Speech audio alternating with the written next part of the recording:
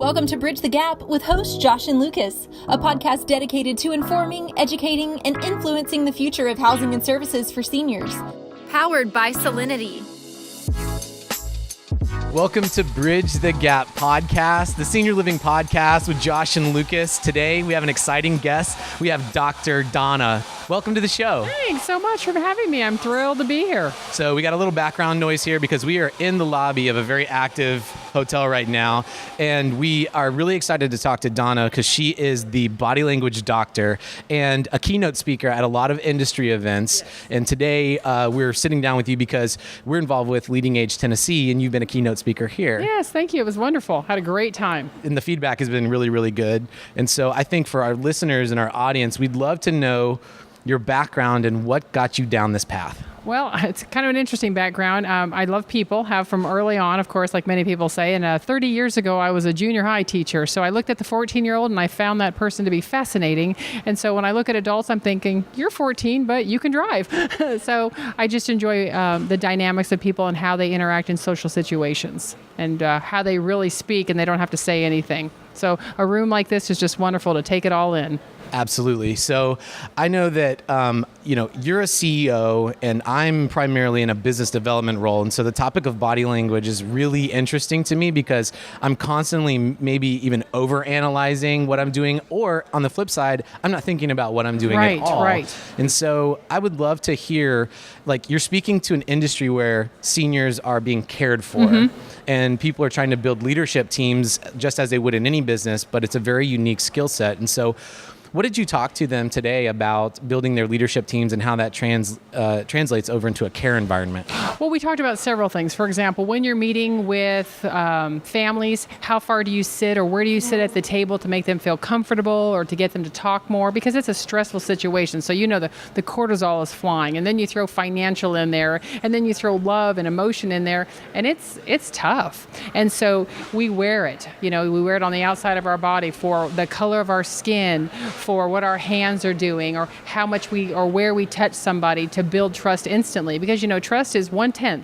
You either have it or you don't. And so on a first impression, you're like, wow, do they buy, do they buy me, all of me, or am I a fraud? Or do they know that I genuinely care, or is it just a job? So it's teaching things like that to build instant rapport.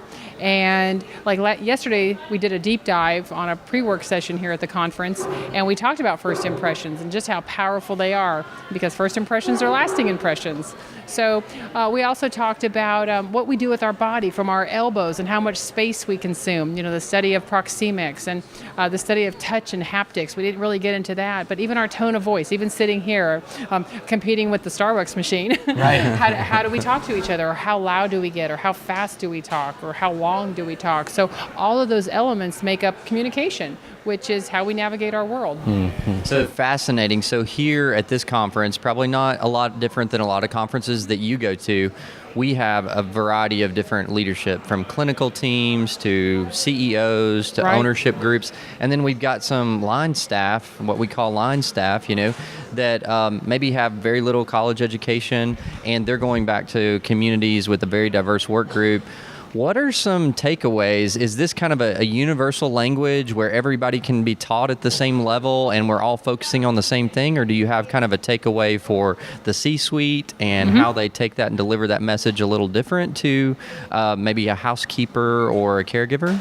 I would think so, because at a CEO level, I think you're watched. You're under scrutiny all the time. So how are you presenting yourself? Because you may not be in a direct service with a family. However, you're out dealing with financial institutes and building trust that way, or trying to bring a new partner on. So how do you make those type of relationships, which have to do with maybe handshakes? The mastery of a handshake is, and as we know, and men, sometimes you're like, that was a horrible handshake. What do we do?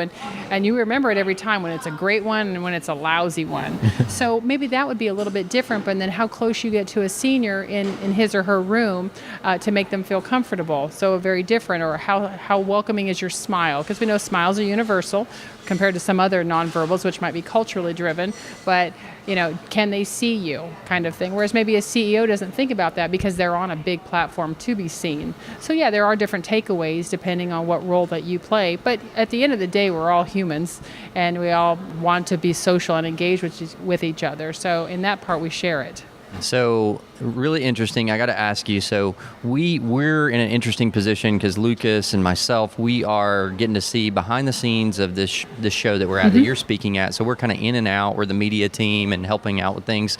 So people are coming out saying, oh no, I got called out for being on my cell phone, or oh no, I'm afraid to go back in there. I don't know what she's going to say to me, but I've got to get back in. I've got to hear more. So it's very interesting to me that people are so in tune, in touch, and want to hear what you're saying. It's almost like they're craving it, but yet they're scared to death to go back in there. So tell me what that's all about. Yeah, and I think that's one of those things. It's human nature. It's I want to be present, but don't call me out. Or some people don't mind it. So that's kind of the nature of humans, if you will. But the information part of it, kind of like what you do, the inform part of it is critical. Whether or not the message of how it's delivered, I try to deliver with a lot of humor and compassion and getting close. But if you think about it, when I typically have 60 minutes, I have to get a lot of information in, build quick rapport. Do you believe what I'm going to say? And then there's 200 people that you don't want to offend, but you're talking about their bodies. You're talking about their facial expressions. You might be talking about what they chose to wear.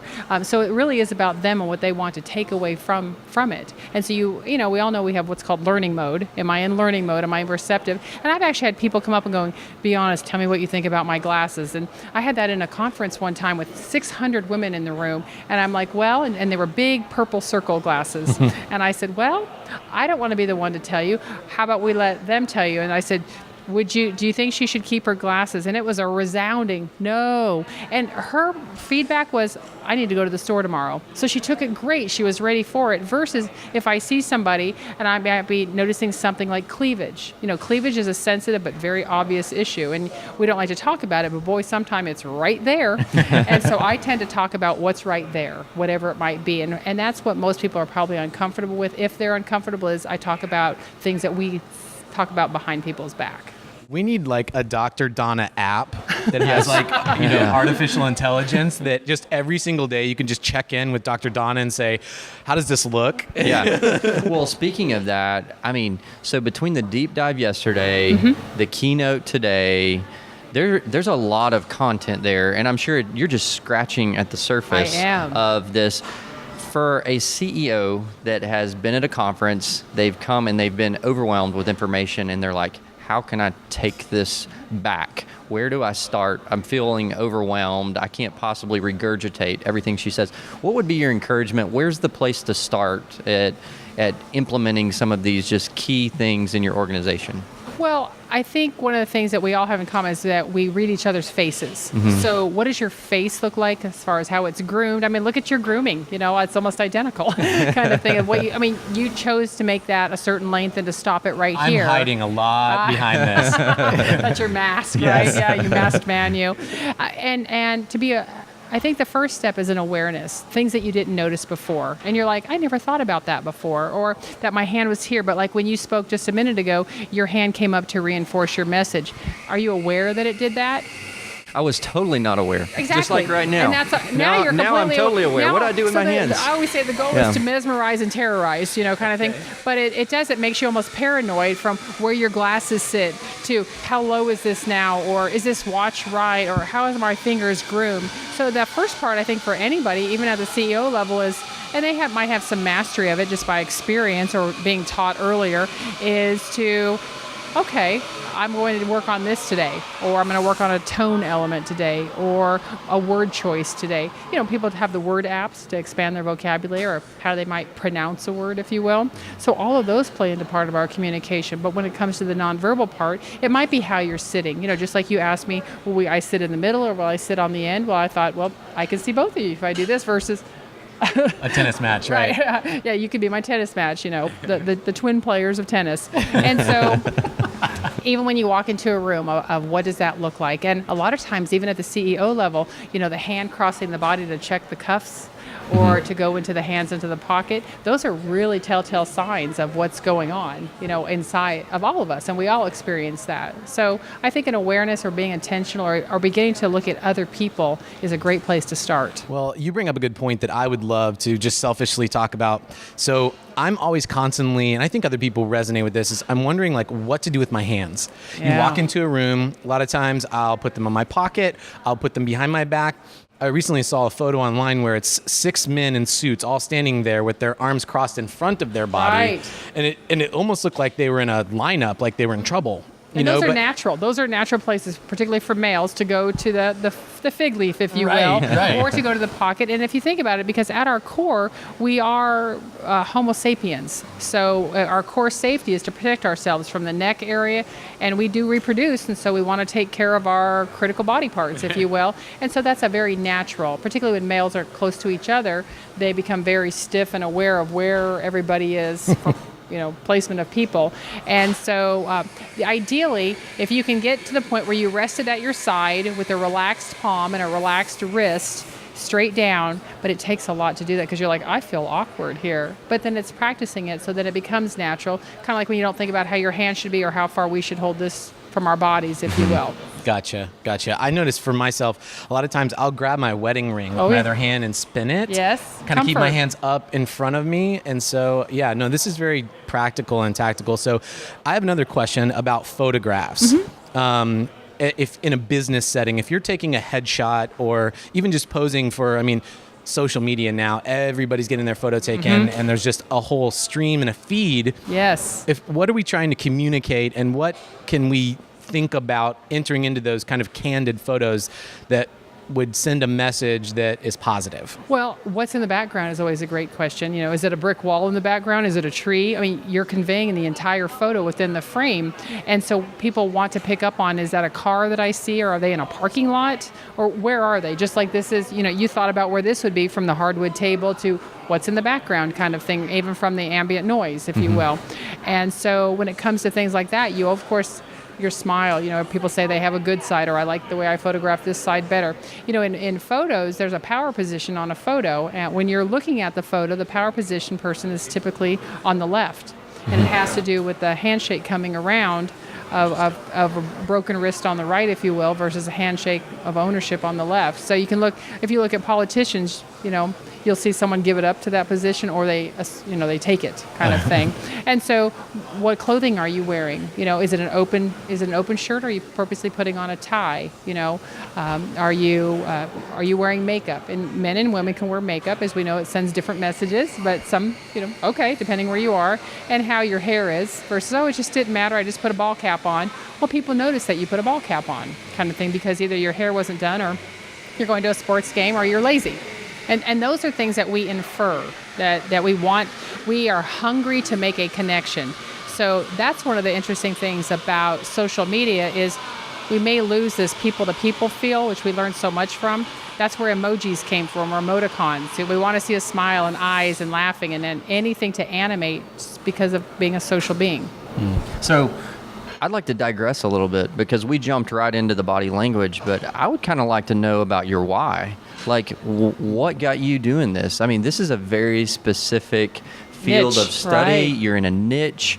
And so, I've heard some little bits and pieces, but you've devoted your life to this. You speak all over the country. What brought you to this point, and what was your motivation for doing this? I think it helps having come out of formal education. So, my mother gave me some great advice years ago when I chose not to be in the classroom anymore. She said, this is your classroom. A stage is your classroom. And I am a teacher at heart. So whatever the content is something I want to teach, but I have a natural desire to want to help people. So my intention is always helpful, even though the message received maybe say, that was kind of painful, in the sense of like those glasses that time. Or if somebody says, how does that look?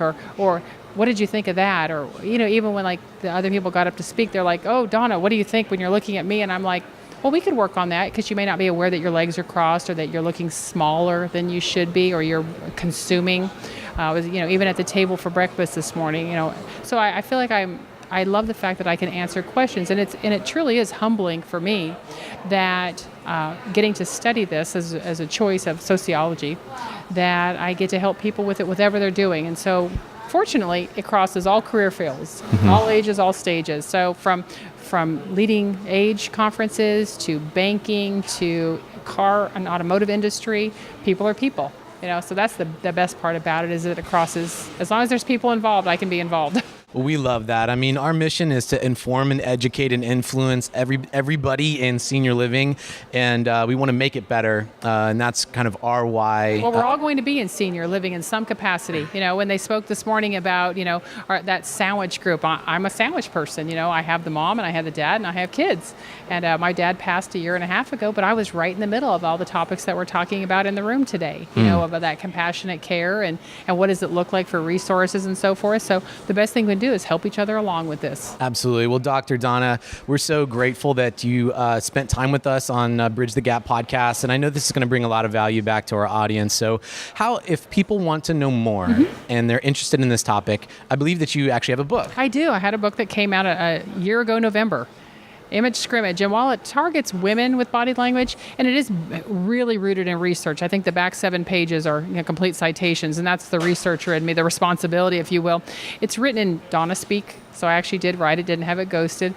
And it was because people were asking and really curious about that. And there's some great books on the market, and this is my contribution for anybody. Particularly, I noticed a lot of times, though, that women in coming back to the workplace or entering the workforce, maybe they weren't getting the equal consideration, and so let's talk about why, and let's make sure that you have an equal footing in this whole thing. Never at the expense of men, but in the equality of men, is what I say. And so whether you're male or female, or you have a mom coming back to work, or a daughter you're bringing up, or a wife returning or just entering, it has some great takeaways. It's extremely practical, and the nice thing about it is you can jump in anywhere. Don't start with chapter 1. Start with the chapter that interests you. Wonderful. That's awesome. Thank you for that. And it's on my website. It's Amazon, Barnes & Noble, the whole normal circuit like that. Any place you want to get it like that. And are you active on social media as well? I am. The at Donna Van Natten, or hashtag Image Scrimmage, hashtag Body Language Doctor. I have a website, Body Language Doctor, which is dr.com. Wonderful. Fortunately, it's trademarked, and so I just worked hard on that as a business owner, and I'm fortunate that when I travel, that people want to learn more about it. So I hope that this opportunity helps you as much as it helps me. Well, we'll be following along, awesome. And we'll make sure that we put all of this in the show notes so that people can connect with you on our social media pages.